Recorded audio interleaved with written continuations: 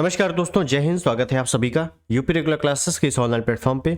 और अगर आप तैयारी कर रहे हो आर और एग्ज़ाम की, तो मैं आपको बता दूं कि परीक्षा आपकी बहुत ही जल्द होने वाली है। जल्द का मतलब है कि मई या जून में आपकी परीक्षा हो जाएगी पूरी कंप्लीटली तरीके से प्रीलिम्स की। ठीक है, तो बहुत ज़्यादा देखा जाए तो एक तरीके से समय नहीं है, और जो भी समय बचा हुआ है वो केवल केवल रिवीजन का बचा हुआ है।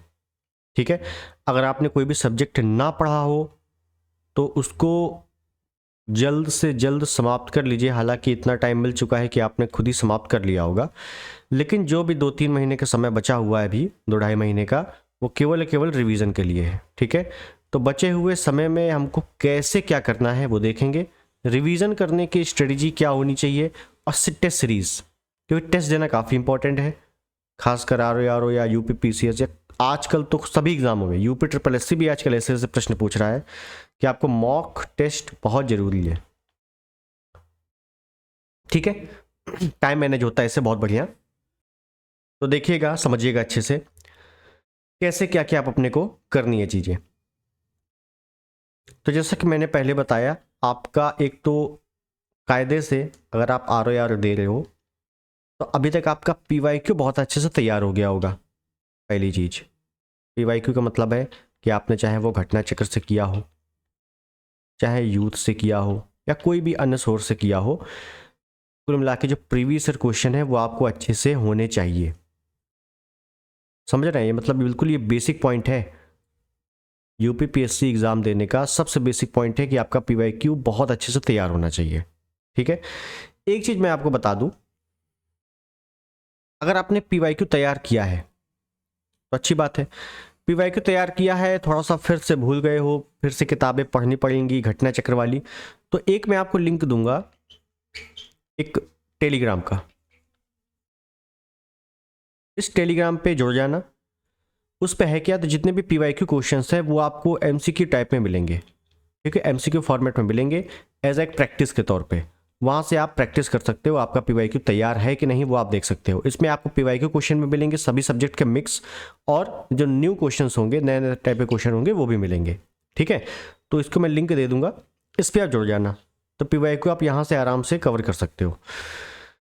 दूसरी चीज़ मैं बात करूँ कि रिवीजन जो जीएस का होना है वो कैसे होना है।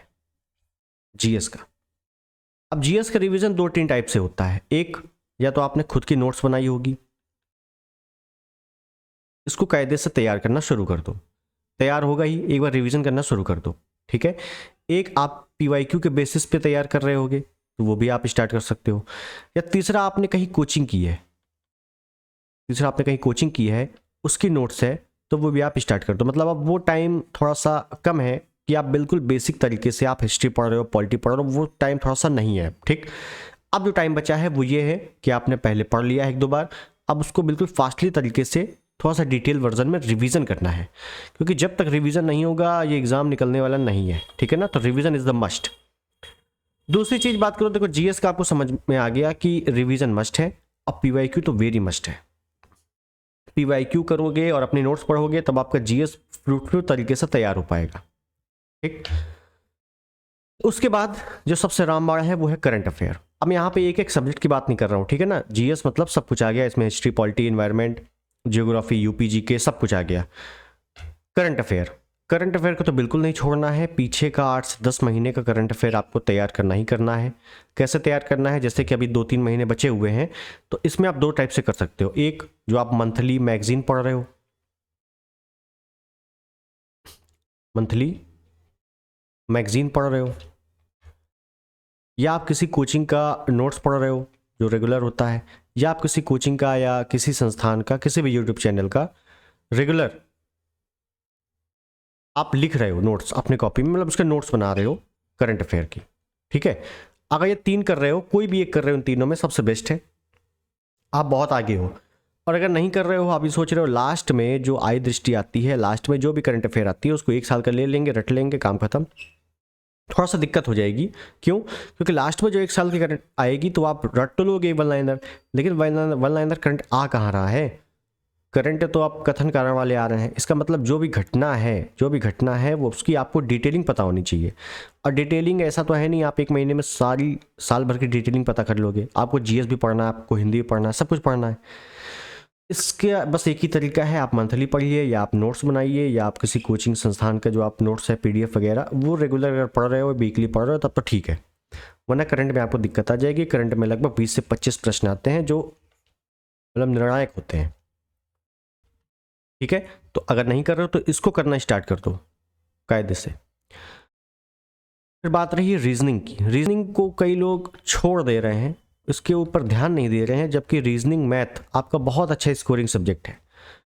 लगभग 10 से 15 प्रश्न आते हैं जिसमें से आपका 80% क्वेश्चन बिल्कुल फिक्स है कि आप कर लोगे। अगर आपने बेसिक मैथ या बेसिक प्रैक्टिस की है तो आप कर लोगे। बचा 20%, तो इसमें आपको थोड़ा सा प्रैक्टिस की एडवांस जरूरत पड़ेगी। कुछ नहीं करना है, जितने भी पीवाईक्यू क्वेश्चंस हैं, जितने भी पीवाईक्यू हैं उनको पढ़ लो। पीवाईक्यू को लगाने से एक बात पता चलेगी आपको कि कौन कौन से चैप्टर आ रहे हैं। रीजनिंग में सब कुछ थोड़ी ना पढ़ना है अपने को भाई। रीजनिंग दो टाइप से है ना, यूपीपीएससी में रीजनिंग के कुछ फिक्स टॉपिक है, और जो आप यूपी ट्रिपल एस सी दोगे या जैसे एसएससी वगैरह है उसमें रीजनिंग में सभी कुछ पढ़ना होता है, जबकि यूपीपीएससी में रीजनिंग में सभी कुछ पढ़ना नहीं होता। कुछ फिक्स टॉपिक होते हैं, फिक्स चैप्टर होते हैं कि उन्हीं को बस पढ़ना है, वहीं से आपका आएगा, चाहे वो रीजनिंग हो मैथ हो। कोई भी बुक उठाइए, उस चैप्टर को अच्छे से लगाना स्टार्ट कर दीजिए, जो भी बेसिक रूल है उनको लगाना स्टार्ट कर दीजिए, ठीक है। तो रीजनिंग मैथ में आपका काफ़ी अच्छा स्कोर बन जाएगा। ये बिल्कुल रिवीजन का बेस्ट तरीका है। और लास्ट में हिंदी अगर नहीं पढ़ रहे हो तो बिल्कुल स्टार्ट कर दो अब हिंदी, ठीक है ना। अब मैं बताऊं कि अगर आप प्रीलिम्स अभी तक पढ़ रहे थे कि चलो प्रीलिम्स देखा जाए, तो प्रीलिम्स को थोड़ा सा आप डाउन कर दीजिए। सॉरी, मेंस अगर पढ़ रहे थे आप, मैं प्रीलिम्स बोल रहा हूँ, उल्टा बोल दिया मैंने। अगर आप मेंस तैयार कर रहे थे तो मेंस को थोड़ा सा डाउन कर दो और प्रीलिम्स को कायदे से ले लो, ठीक है ना। प्रीलिम्स को कायदे से ले लो क्योंकि प्रीलिम्स में ही मेन कंपटीशन रहने वाला है, ठीक है। तो हिंदी के लिए सबसे बेस्ट है, मैंने आपको 2-3 बुक्स बताई थी, जिसमें से घटना चक्र तो फिक्स बताई थी, ये तो आपको लेनी ही लेनी है। घटना चक्र प्लस पीवाईक्यू, मतलब समझ में नहीं आया। घटना चक्र का मतलब है कि जो आप आरओ में घटना चक्र पढ़ रहे हो उसमें आरओ के क्वेश्चन है, उसमें पीसीएस के क्वेश्चन है, ये सब। और एक पीवाईक्यू का मतलब है इसमें आपके यूपी पुलिस के भी क्वेश्चन है, इस पे आपके जो टीचर वगैरह के क्वेश्चन होते हैं वो भी है। यही 6 टॉपिक में जो हिंदी के 6 टॉपिक आते हैं वो, इसमें आपके जो जीडी में क्वेश्चन आते हैं वो भी है। इसमें आपके जो यूपी ट्रिपल एससी के सभी एग्जाम्स में आते हैं वो भी हैं। इस पे आपके आरओ वाले भी क्वेश्चन है, इस पे आपके पीसीएस वाले भी क्वेश्चन है, पीसीएस वाले क्वेश्चन है। ये सभी कुछ मिला के जो पीवाईक्यू होता है, प्रीवियस ईयर क्वेश्चन सभी का 6 टॉपिक में, ठीक है ना, उसको कवर करना है। और घटना चेक तो पढ़नी है। बस इसके साथ कोई भी एक बुक लगा लो अपनी। कौन सी बुक लगाओगे वो आपके ऊपर है, चाहे आप वासुदेव नंदन लगा लो, चाहे पीएन पांडे लगा लो, चाहे हरदेव बहारी लगा लो, चाहे राजपाल लगा लो, चाहे आदित्य लगा लो, चाहे किसी भी कोचिंग संस्थान के लगा लो, एक बुक बस। इसी को मल्टीपल रिवीजन, काम खत्म। क्योंकि हिंदी पढ़ना भी स्टार्ट कर दो, अगर आप नहीं पढ़ रहे थे। जीएस पे ज़्यादा फोकस करते हैं लोग, हिंदी पे थोड़ा सा कम करते हैं, लेकिन अब हिंदी पे फोकस करना स्टार्ट कर दो, क्योंकि वही 60 नंबर आपको कायदे से नंबर दिलाएगी। 60 नंबर वो plus current affair plus reasoning, ये फिक्स है। यहीं से आपका बेहतरीन स्कोर बनने वाला है, ठीक है ना। जीएस सभी के लिए बराबर होती है, सभी जीएस पढ़ रहे हैं, सभी पढ़ रहे हैं, तो फिर जानते हो कि जीएस भी अच्छी खासी पूछी जाती है आरओ में, ठीक है। तो आरओ में जीएस को हल्के में मत लो। जीएस जो आप पढ़ रहे हो, रिवीजन कर रहे हो, वो तो ठीक है, लेकिन जो मैंने बताया वो जरूर करो। और टेलीग्राम पे जोड़ जाना ताकि पीवाईक्यू की आप प्रैक्टिस कर सको, ठीक है ना, एमसीक्यू बेसिस में, ठीक है।